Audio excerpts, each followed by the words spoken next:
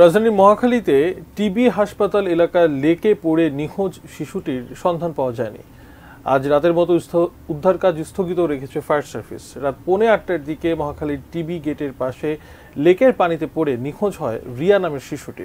প্রত্যক্ষদর্শী আরেক শিশু ফাতেমা জানায় সেও রিয়া ওই এলাকায় ভিক্ষা করত। তারা দুজন টাকা গোনার সময় রিয়া লেকে পড়ে যায়। এরপরই সে ট্রাফিক পুলিশের এক সদস্যকে বিষয়টি জানায়। তিনি কবর দেওয়ার পর ফায়ার সার্ভিস কর্মীরা এসে 2.5 ঘন্টা ধরে উদ্ধার অভিযান চালান। রাত 11:30 পর্যন্ত শিশুটির পরিবারের কোনো খোঁজ পাওয়া যায়নি।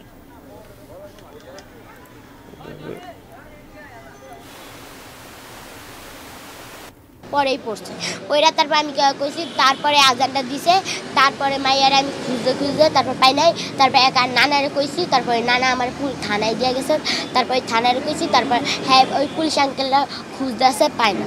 ফাতেমা নামে একটা মেয়ে ব্রিজ থেকে ওকে পড়তে নিচে দেখছে, কিন্তু আসলে সেটা পড়ছে কি না, ও বলছে যে ওর সাথে খেলা করছে, ও বলছে যে পড়ছে।